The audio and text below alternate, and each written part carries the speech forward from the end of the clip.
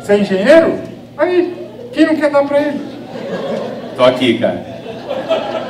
Ele tá carente, velho, ele tá carente. O Oswaldo também tá carente. Você quer dar pra ele também? Claro. Não, é porque você falou, na hora eu imaginei você dando pra ele. A nossa mente é muito rápida, vai mesmo essas coisas. Você sabe que o João, não posso contar, né? A gente viaja pra show assim, né? Posso contar. A gente viaja assim pra show, às vezes fica em hotel, e um dia eu me assustei, mano, porque ele tava roncando de madrugada. E eu juro pra vocês que ele ronca assim, ó.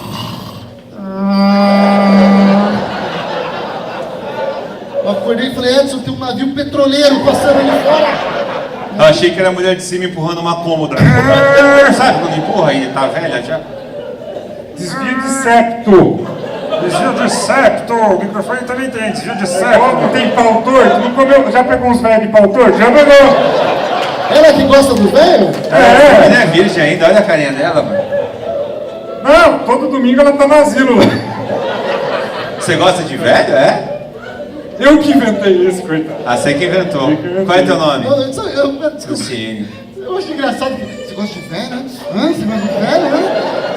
Você gosta de velho? Já começa a pegar um andador, você gosta de velho mesmo, é? Ah! Vocês estão na seca, hein, bicho? Não, pessoal, Mas eu não falei desse jeito. De jeito, não. Você gosta de velho, não.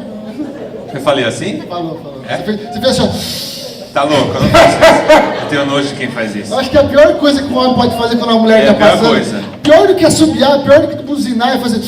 É a pior coisa.